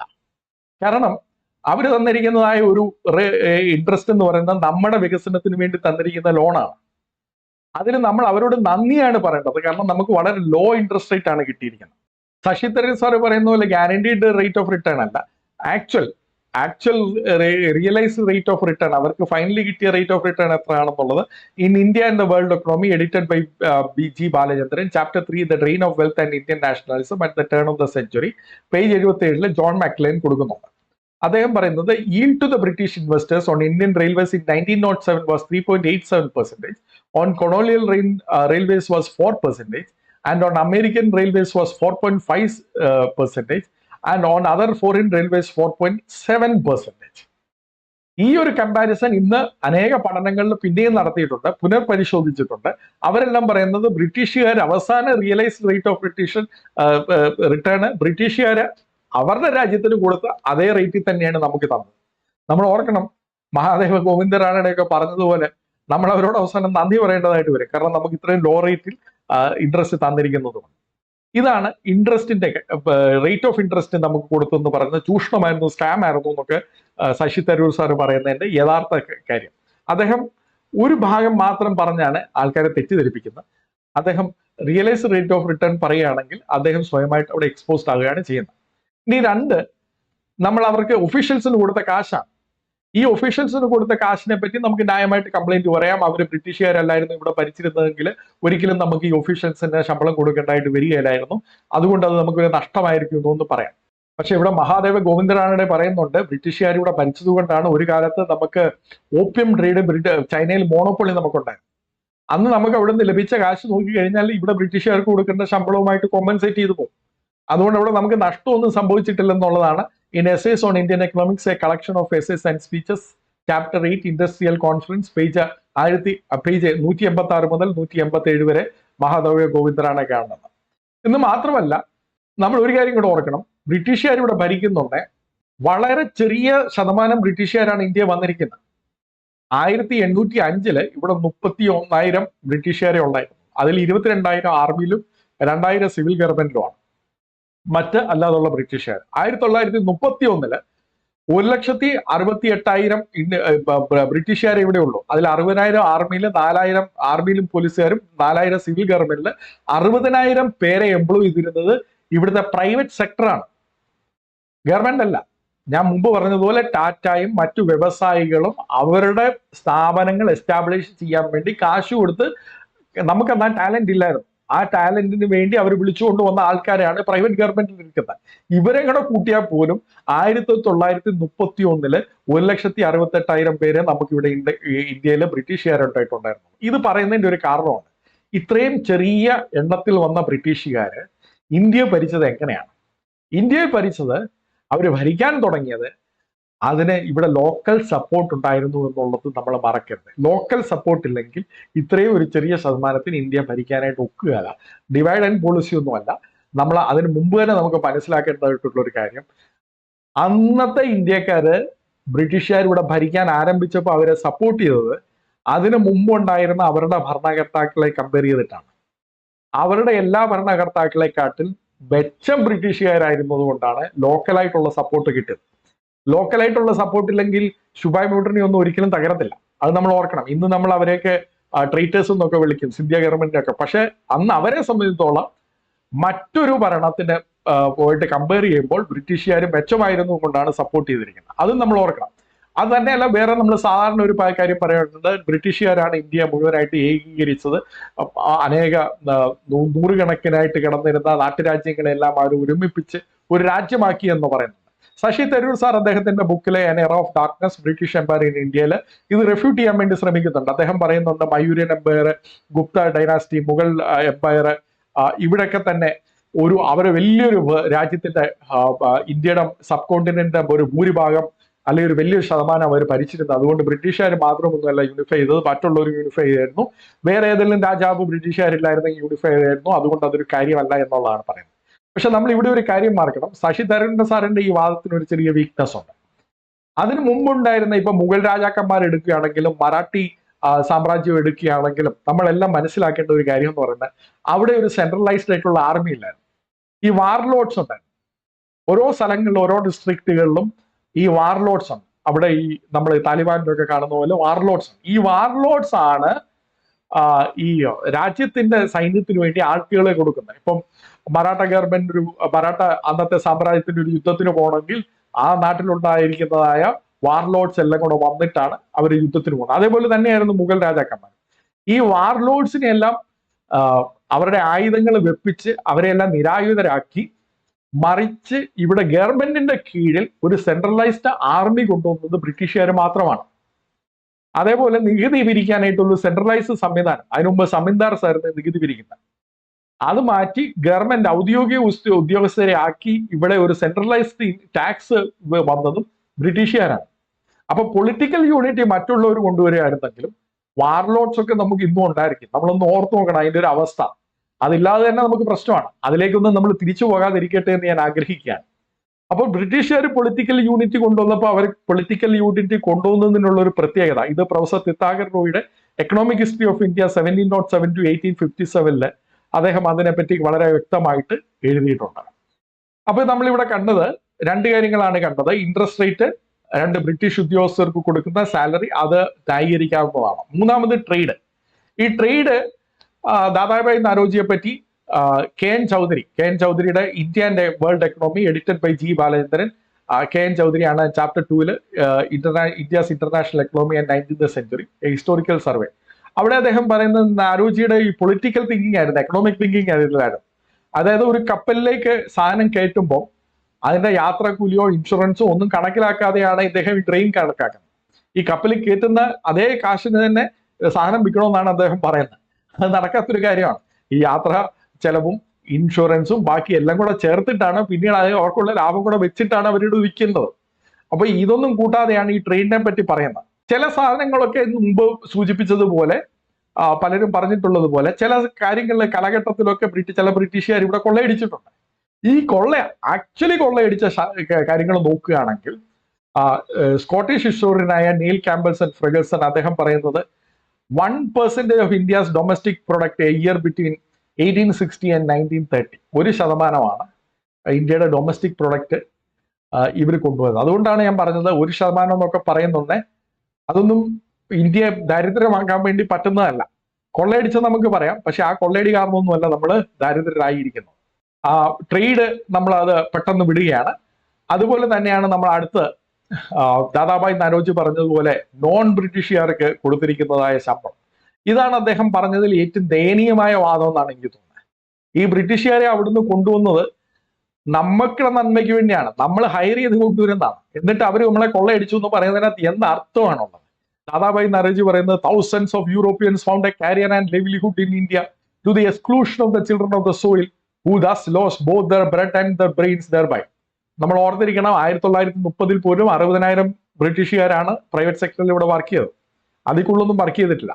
എന്നാൽ അവരിവിടെ വന്നതിന്റെ കാരണമായിട്ട് നമുക്ക് എന്ത് സംഭവിച്ചു എന്ന് ചോദിച്ചു കഴിഞ്ഞാൽ പ്രൊഫസർ തിത്താഗർ റോയ് അദ്ദേഹത്തിന്റെ how British rule change in India the paradox of the Raj introduction page 7 പറയുന്നത് 1860-നും 1930-നും ഇടയ്ക്ക് 4th largest cotton mill industry and the tropical world's largest iron and steel industry emerged in India.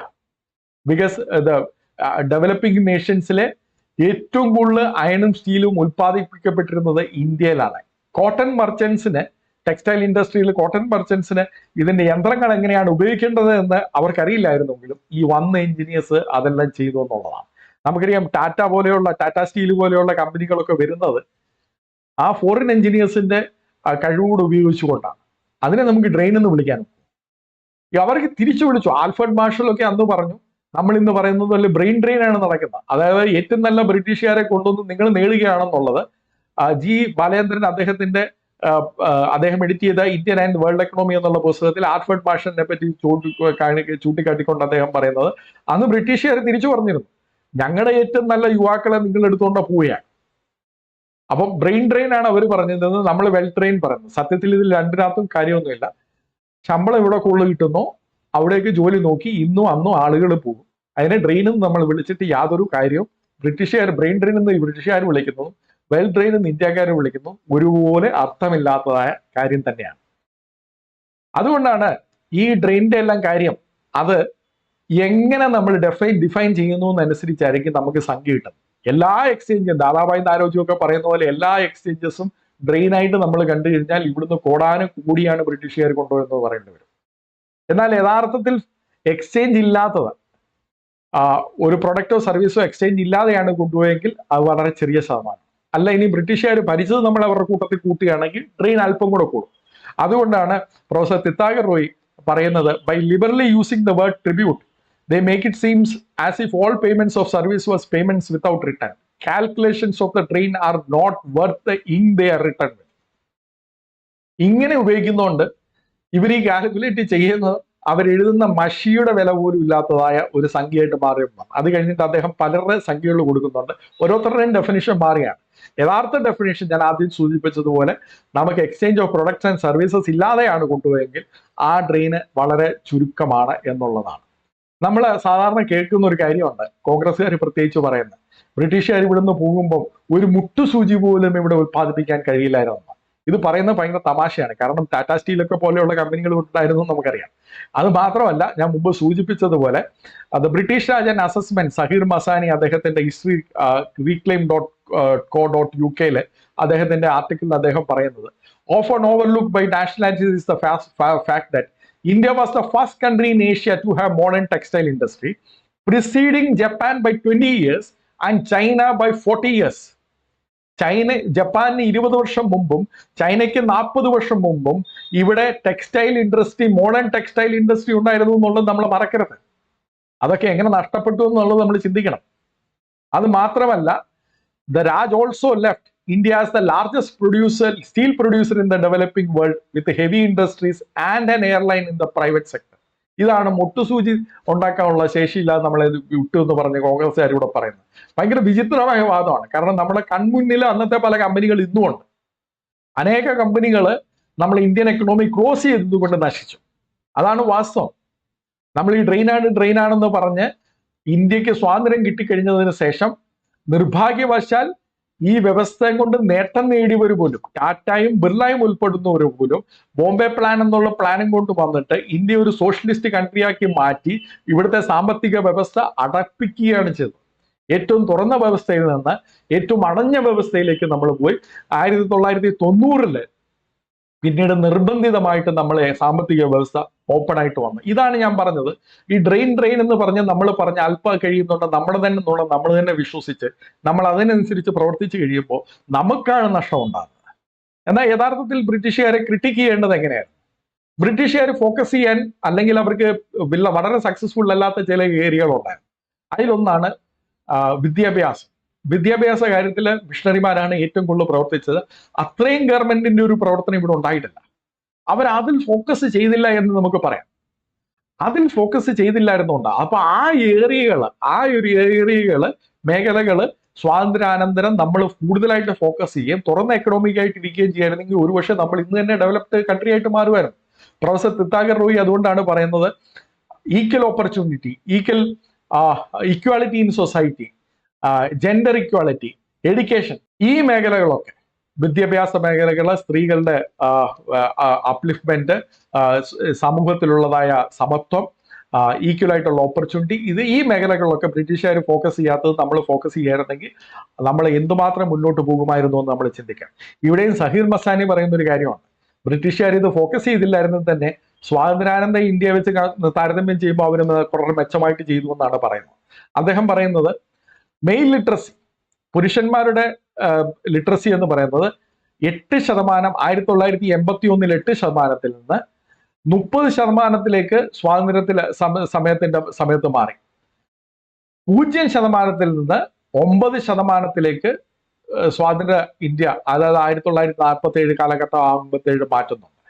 അപ്പൊ ഇത്രമാത്രം. അതേപോലെ തന്നെ സ്കൂളിന്റെ എണ്ണങ്ങളും വരുന്നുണ്ട്. അഥവാ അവർ ആ ഫോക്കസ് ചെയ്യാതിരുന്നിട്ട് തന്നെ അവർക്ക് വളരെയേറെ മാറ്റങ്ങൾ വന്നിരുന്നു. അതിന് വേറെ സ്റ്റേറ്റ് അല്ലാത്തതായ അനേക ആളുകൾ പ്രവർത്തിച്ചിരുന്നതോടുകൂടെ കൂടിയാണ് അതങ്ങനെ വരുന്നതെന്നുള്ളത് നമുക്കറിയാം.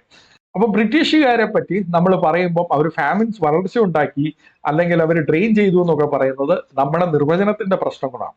യഥാർത്ഥത്തിൽ അതുകൊണ്ടാണ് ഞാൻ പറയുന്നത് ബ്രിട്ടീഷ് ഇമ്പീരിയലിസം രാഷ്ട്രീയമായിട്ട് നമ്മൾ എതിർക്കുന്നു. അവർ തന്ന മറ്റ് വ്യവസ്ഥകളെ നമുക്ക് എതിർക്കുകയാണെങ്കിൽ അത് നമുക്ക് തന്നെ വിനയായിട്ട് മാറുകയാണ് ചെയ്യുന്നത്. അപ്പോൾ നമുക്ക് ന്യായമായിട്ടൊരു ചോദ്യം ചോദിക്കാം, ബ്രിട്ടീഷുകാർ പിന്നെ എന്തിനാണ് ഇവിടെ ഭരിക്കാൻ? വളരെ ന്യായമായ ചോദ്യമാണ്. ഈ the British empire and the economic development of India 1858 to 1947 professor Tirthankar Roy കുറച്ച് കാരണങ്ങൾ അവർക്ക് ഉണ്ടായ നേട്ടങ്ങളെ പറ്റി പറയുന്നുണ്ട്. അതിന്റെ ഒരു പ്രധാന കാരണം എന്ന് പറയുന്നത് ട്രേഡ് റൂട്ടുകൾ. അപ്പൊ ഇന്ത്യയിലെ പോർട്ടുകൾ നമ്മൾ നോക്കുകയാണെങ്കിൽ ബ്രിട്ടീഷുകാർ ആദ്യം ഭരണമൊക്കെ ഏറ്റെടുത്തത് ഈ പോർട്ടുകളുടെ അടുത്താണ്. അപ്പൊ ഈ ട്രേഡ് റൂട്ടുകൾ മുഴുവൻ ഇവർക്ക് സെക്യൂർ ആക്കാൻ വേണ്ടി കഴിഞ്ഞു. അതവർക്ക് വലിയൊരു നേട്ടമായിരുന്നു. അത് അവർക്ക് നേട്ടമായിരുന്നു, നമുക്കും നേട്ടമായിരുന്നു. പക്ഷെ അവർക്ക് അതുകൊണ്ട് തന്നെ വലിയൊരു പ്രയോജനം ഉണ്ടായിരുന്നു. നമ്മൾ ഓർക്കണം, ഈസ്റ്റ് ഇന്ത്യ കമ്പനിയുടെ വന്നത് ആദ്യം ട്രേഡിംഗ് കമ്പനി ആയിട്ടാണ്. അവർക്കപ്പം ട്രേഡിംഗ് റൂട്ട് മുഴുവൻ കിട്ടുകയും അവരുടെ ട്രേഡിംഗ് പോർട്ട്സ് മുഴുവൻ സെക്യൂർ ആക്കുകയും ചെയ്യുന്നത് തന്നെ വലിയൊരു നേട്ടമാണ്. ഇതിന് മുമ്പുണ്ടായിരുന്നതായ തിത്താഗർ റോയ് പറയുന്നത് ഇതിന് മുമ്പുണ്ടായിരുന്നതായ പല രാജാക്കന്മാരും ശ്രമിച്ചുവെങ്കിലും അവർക്കത് നടന്നില്ല. അവർക്കതിനുള്ള സാമ്പത്തിക ആയിട്ടുള്ള കാര്യങ്ങളില്ലായിരുന്നു, അവർക്ക് അതിനുള്ള വ്യവസ്ഥകളില്ലായിരുന്നു. അത് ബ്രിട്ടീഷുകാർക്കുണ്ടായിരുന്നു. അത് അവർക്ക് വലിയ ഒരു നേട്ടമായി. It would be safer to say that the Raj function as if it so itself as the guardian of set of interconnected markets. അവരാണ് ഗ്ലോബലൈസേഷൻ കൊണ്ടുവന്നത്. ഈ ഗ്ലോബലൈസേഷൻ വന്നു, പിന്നെ ഗ്ലോബലൈസേഷൻ പിന്നീട് അവസാനിക്കുന്നു, പിന്നീട് ഗ്ലോബലൈസേഷൻ വീണ്ടും ആരംഭിക്കുന്നു. അങ്ങനെയാണ് നമ്മൾ ആ ചരിത്രം കാണുന്നത്. എന്നാൽ ആദ്യത്തെ ഗ്ലോബലൈസേഷൻ കൊണ്ടുവന്നത്, അതും ഫ്രീ മാർക്കറ്റ് കൊണ്ടുവന്നത്, ട്രേഡ് റൂട്ട്സ് മോണോപ്പൊളി കിട്ടിയത്, അതൊക്കെ തന്നെ അതിൽ തന്നെ ലാഭമാണ്. അതിനുവേണ്ടി പ്രത്യേകിച്ച് വേറൊരു ചൂഷണത്തിന്റെ ഒന്നും നമ്മൾ ആരോപിക്കേണ്ടതല്ല. ഇത് മതിയായ ഒരു കാരണമാണ്. ഇത് പല രാജാക്കന്മാരും, ചോള രാജാക്കന്മാരുൾപ്പെടെ പലരും മുമ്പ് ശ്രമിച്ചതാണ്. അവരൊന്നും ബ്രിട്ടീഷുകാർ വിജയിച്ചതുപോലെ വിജയിച്ചിട്ടില്ല. അപ്പൊ ഇവിടെയാണ് നമ്മൾ മനസ്സിലാക്കേണ്ടത്, ഈസ്റ്റ് ഇന്ത്യ കമ്പനി എന്ന ട്രേഡിംഗ് കമ്പനി അവർക്ക് ബെനിഫിറ്റ് ഉണ്ടായി, ധാരാളം ബെനിഫിറ്റ് ഉണ്ടായി. പക്ഷെ ആ ബെനിഫിറ്റ് ചൂഷണം ചെയ്തതിലല്ല, അവരൊരു മാർക്കറ്റ് ഇന്റഗ്രിറ്റി ആക്കിയതിൽ നിന്നുണ്ടായ ഒരു ബെനിഫിറ്റ് ആണ്. ആ മാർക്കറ്റ് നമുക്കും നല്ല രീതിയിൽ ഉപയോഗിക്കേണ്ടതിന് പകരം ആ മാർക്കറ്റിനെ നമ്മൾ ക്ലോസ് ചെയ്യുകയാണ് 1947 സംഭവിച്ചത്. അങ്ങനെ ഒരു അപകടം ഇനിയും ഉണ്ടാകാതിരിക്കണമെങ്കിൽ നമ്മൾ ചരിത്രം കൃത്യമായിട്ട് പഠിക്കണം. ഞാൻ ആദ്യമേ സൂചിപ്പിച്ചതുപോലെ ശശി തരൂർ സാറിന്റെ വാദങ്ങൾക്കുള്ള മറുപടിക്ക് ഇവിടെ തൽക്കാലമായിട്ട് ഞാൻ അവസാനിപ്പിക്കുകയാണ്. അടുത്ത വർഷം മുതൽ ഈ ഒരു പരമ്പരയുടെ ഈ ഒരു തുടർച്ചയായിട്ട് ആഗ്രഹിക്കുന്നത് സായി ദീപകിന്റെ ആർഗ്യുമെന്റ്സിനെ പരിശോധിക്കാൻ വേണ്ടിയാണ്. അന്ന് നമുക്ക് മനസ്സിലാവും, ശശി തരൂർ സാറിനും സായി ദീപകും തമ്മിൽ തർക്കിച്ചിട്ടുണ്ടെങ്കിൽ പോലും ശശി തരൂർ സാറാണ് സായി ദീപകിന്റെ അടിസ്ഥാനം എന്നുള്ളത് മനസ്സിലാവും. അതിനേം കൂടി വേണ്ടിയാണ് ഞാൻ ഈ റെഫ്യൂട്ടേഷൻ സീരീസ് നടത്തിയത്.